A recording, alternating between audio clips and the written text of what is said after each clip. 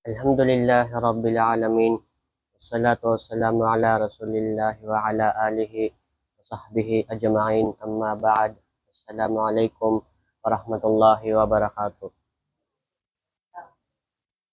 Mga alipin ng Allah Subhanahu wa Ta'ala, unang-una sa lahat ay pasalamatan natin ang Allah Subhanahu wa Ta'ala dahil sa mga biyaya na ibinibigay niya sa atin.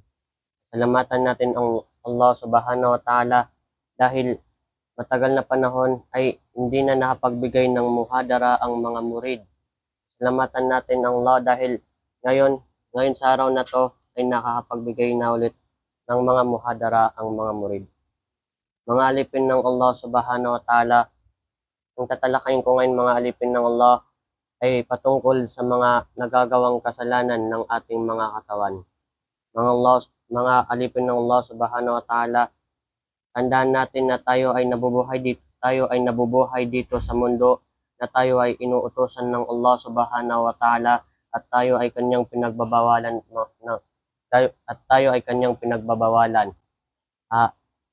tayo ay namumuhay dito sa mundo na tayo ay kanyang inuutosan at tayo ay kanyang pinagbabawalan dahil tayo ay mga tao. Tayo ay binigyan ng Allah Subhanahu wa Ta'ala ng matalinghagang pag-iisip. Hindi naman tayo mga hayop. Hindi naman tayo mga hayop na walang pag-iisip, na kahit anong gawin nila sa kanilang sarili ay wala silang pakialam. Mga alipin ng Allah Subhanahu wa Ta'ala, ang tatalakayin ko nga ulit ay patungkol sa mga nagagawang kasalanan ng ating mga katawan. Sinabi ng Allah sa Quran, "Inna sam'a wal basara wal fuada kullu ulaika kana anhu mas'ula." Suratul Isra. Sinabi ng Allah, katotohanan na ang pandinig at ang paningin at ang puso, ang bawat isa sa kanila ay tatanungin ng Allah Subhanahu wa Ta'ala. Anong maiintindihan natin sa sinabi ng Allah Subhanahu wa Ta'ala? Ang maiintindihan natin doon mga alipin ng Allah ay hindi lang pala ang sarili natin ang tatanungin ng Allah Subhanahu wa Ta'ala, bagkus pati rin pala ang ating mga katawan ay tatanungin ito ng Allah Subhanahu wa Ta'ala. Paano nga ba ito tatanungin ng Allah Subhanahu wa Ta'ala? Tatanungin ito ng Allah Subhanahu wa Ta'ala kung ang iyo bang pinapakinggan dito sa ibabaw ng mundo ay ito ba ay masama ba o ito ba ay mabuti. Ganun din sa pagtingin at ganun din sa puso. Halimbawa nito mga alipin ng Allah Subhanahu wa Ta'ala ay ang iyong pinapakinggan dito sa ibabaw ng mundo ay ang musika, na kung saan ang musika na iyon ay may pagtatambal sa Allah Subhanahu wa Ta'ala. Hindi naman natin ipinagbabawal na makinig ng musika. Ang ipapagbawal lang natin na kung ang musika na iyon ay may pagtatambal sa Allah Subhanahu wa Ta'ala. Ganun din sa paningin at sa puso mga alipin ng Allah. Kaya ipinag-iingat sa mga lalaki ang pagtingin nila sa mga babaeng hindi nila mahram, dahil kapag ito ay kanilang tinitigan, 'di ba, mga alipin ng Allah, kapag ikaw ay tumitig sa isang bagay, ay ito ay matatatak sa iyong puso. Ganun din mga alipin ng Allah, kapag ang isang lalaki ay kanyang tinitigan ng matagal ang babae, ay pwede niya itong maitatak sa kanyang puso. Ang unang mga alipin ng Allah Subhanahu wa Ta'ala ay ang kamay. Kasali sa mga kasalanan ng kamay, fahiya kal khiyanati biha alal haqqil gayri. Kasali sa mga kasalanan ng kamay na siya ang tulad ng pagtatraidor sa pamamagitan ng kamay, na pagkuha sa pagmamay-ari ng iba. Anong halimbawa nito mga alipin ng Allah Subhanahu wa Ta'ala? Ang halimbawa nito mga alipin ng Allah ay bumili ka sa ikaw ay bumili sa palengke ng 1 kilong bigas, at yung binilihan mo ay yung binilihan mo ay mandaraya, dahil sa kanyang timbangan ay may mga bagay na siya ay nilalagay upang ang kanyang timbangan ay bumigat. Na ikaw ay bumili ng 1 kilong bigas, na akala mo rin ang iyong nabiling bigas ay 1 kilo, na katotohanan yung nagbenta sa'yo ay nagkasala ang kanyang kamay. Sinabi ng Allah Subhanahu wa Ta'ala sa banal na Quran, ba'da a'udhu billahi minash shaitanir rajim, wailul lil mutaffifin alladhina idza talu 'alan nasi yastawfun wa idza qaluhum aw wazanuhum yukhsirun. Sinabi ng Allah, ibinigay na bahagi para sa mandaraya ang napakalaking kaparusahan. Sila yung mga tao na kapag sila ay nakikipagtimbangan, sila ay nandaraya. Mga alipin ng Allah Subhanahu wa Ta'ala, tandaan natin na hindi lang 'yun ang ah, hindi lang 'yun ang nagagawang kasalanan ng ating kamay, bagkus pati rin ang pagnanakaw.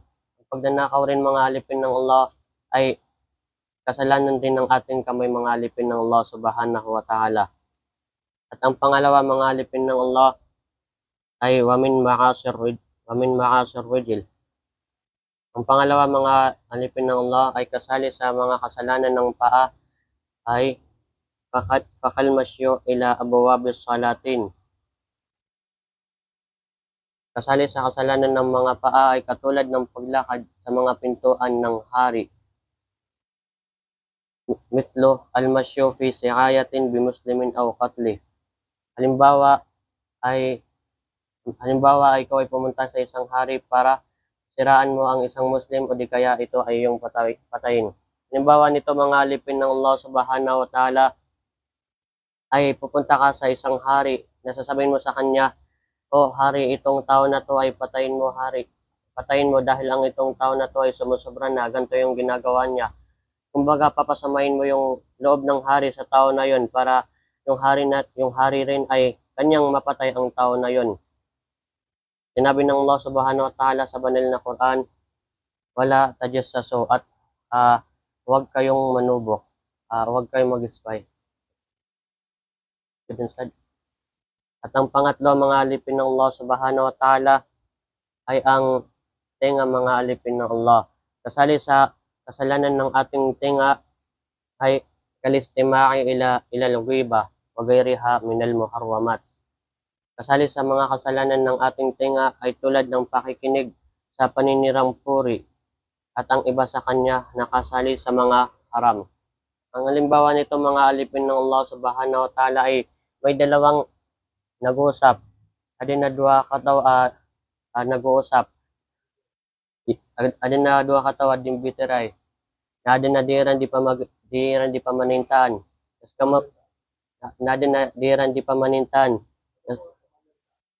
Adin na diran di pa magantan.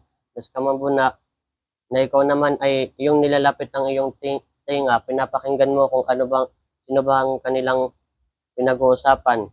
Nakatotohanan na sa oras na yon, yung tinga mo ay nagkakasala sa Allah Subhanahu wa Ta'ala. Sinabi ng Allah Subhanahu wa Ta'ala, wala yagtab ba'dukum ba'da, at huwag niyong siraan ang iba sa kanila. At ang pang-apat mga alipin ng Allah Subhanahu wa Ta'ala, wa min ma'asil ain fahiya mithla nadharin nisa'il ajnabiyyat ma'al qasdi fala ba'sa bin nadhari faja'atan thumma lugad. Ang pangapat mga alipin ng Allah ay kasali sa mga kasalanan ng ating mata ay halimbawa ang pagtingin sa mga babaeng iba sa'yo. Ang pagtingin sa mga babaeng iba sa'yo na iba sa'yo. Mga alipin ng Allah Subhanahu wa Ta'ala ay may alisay na ajnabiyat. Tunay manaw ajnabiyat mga alipin ng Allah. Anong meaning ng ajnabiyat mga alipin ng Allah?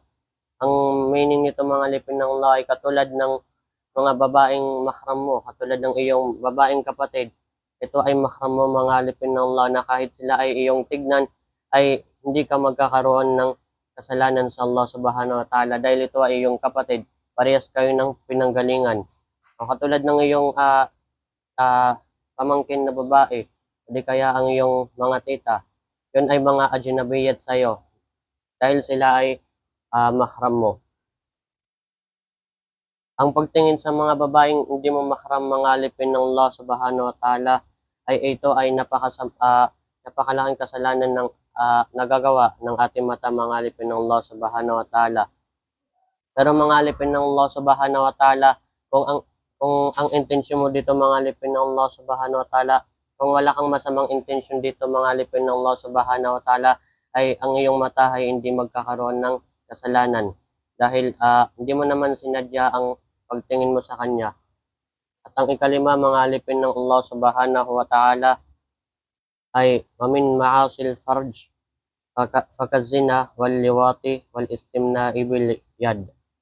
Kasali sa mga kasalanan ng ari na katulad ng pagzizina at katulad ng paggalaw ng lalaki sa kanyang kapwa lalaki at ang katulad ng paglalaro ng kanyang katulad ng pag-asawa sa kanyang sarili. Mga alipin ng Allah subhanahu wa ta'ala, pati rin pala ang ating ari, mga alipin ng Allah subhanahu wa ta'ala ay nagkakasala. Ang halimbawa nito, mga alipin ng Allah ay ang pagzizina. Sinabi ng Allah subhanahu wa ta'ala, wala taqrabu zina. Pinauna na sa atin ng Allah subhanahu wa ta'ala na kanyang sinabi na huwag kayong lumapit sa zina, mga alipin ng Allah. Kapag ikaw, mga alipin ng Allah, ay ikaw ay nakagawa ng kasalanan. Kapag ikaw ay nakagalaw ng babaeng hindi mo mahram, mga alipin ng Allah, ikaw ay nakapagsagawa ng zina, mga alipin ng Allah. At katotohanan na ikaw rin ay kapag mangangasawa na ang iyong makapangasawa na babae ay ito ay nagalaw na rin ng ibang lalaki. At ang liwat, mga alipin ng Allah subhanahu wa ta'ala, al-liwat, ang paggalaw ng lalaki sa kapwa niya lalaki. Mga alipin ng Allah, mana na yung bakla, mga alipin ng Allah subhanahu wa ta'ala. Ito yung pinakamalaking pinag-iingatan natin, mga alipin ng Allah subhanahu wa ta'ala, dahil lalaki sa lalaki ang nagkagalawan dito, mga alipin ng Allah subhanahu wa ta'ala. Sa ang ikatlo dito, mga alipin ng Allah, ang ikatlo sa kasalanan ng ari ay ang pag-aasawa sa kanyang sarili. Mga alipin ng Allah, dalawang duwas o tinagsan mga ulama. Yung mga ibang ulama, mga alipin ng Allah, ay kanilang pamamaraan dyan ay ang pag-asawa sa sarili ay ito daw ay malaking kasalanan. Yung iba naman daw ay ito daw ay pwede naman daw dahil na kapag ikaw ay libog na libog, kapag ikaw ay gusto mo nang asawa, gusto mo na siyang magalaw, ay kung gusto mo na daw siyang kung ikaw daw gusto mo daw makapag-asawa, ngunit hindi ka daw makapag-asawa. Mga alipin ng Allah subhanahu wa ta'ala, kapag ikaw ay nasa malaking kasalanan at ikaw ay nasa maliit ng kasalanan, kapag ikaw ay papapiliin, ang pipiliin mo malamang ay ang maliit na kasalanan, mga alipin ng Allah. Katulad ng pag-asawa sa iyong sarili, mga alipin ng Allah. Kapag ikaw ay inasawa mo ang iyong sarili, mga alipin ng Allah, ay ikaw pa rin ay magkakaroon ng maliit na kasalanan sa Allah subhanahu wa ta'ala. Pero kung ang pinili mo ay ang malaking kasalanan, mga alipin ng Allah, ay ikaw ay makakakuha ng malaking kasalanan sa Allah subhanahu wa ta'ala, katulad ng pagzizina. At ang ika-anim, mga alipin ng Allah, ay ammal ma'siyatu bi kullil badan fahiya kal uquqi lil walidain wa ghayriha. At ang ika-anim, mga alipin ng Allah subhanahu wa ta'ala, ay ang kasalanan naman lahat ng ating katawan. Ang fahiya kal uquqi lil walidain, ang siya ang hindi pagsunod sa mga magulang. Mga alipin ng Allah subhanahu wa ta'ala, ang hindi pagsunod pala sa magulang ay kasalanan kasalanan ng lahat ng ating katawan. Mga alipin ng Allah, ang halimbawa nito ay sinabi sa iyo ng magulang mo na ikaw ay magsambayang ka, na ikaw rin ay nagsasambayang, pero ang ginagawa mong pagsasambayang ay pakitang gilas lamang dahil nakikita ka ng iyong nanay. Di kaya sinabi ng iyong nanay mo, sinabi ng mga magulang mo na ikaw ay magporsige. Pero nung nandito ka na sa madrasa, ang ginagawa mo lang ay paglalaro. Yun ay kasalanan lahat ng ating katawan. At yun ay kasalanan ng ating mga katawan, mga alipin ng Allah subhanahu wa ta'ala. Ang hindi pagsunod sa magulang ay kasalanan ng lahat ng ating katawan, mga alipin ng Allah.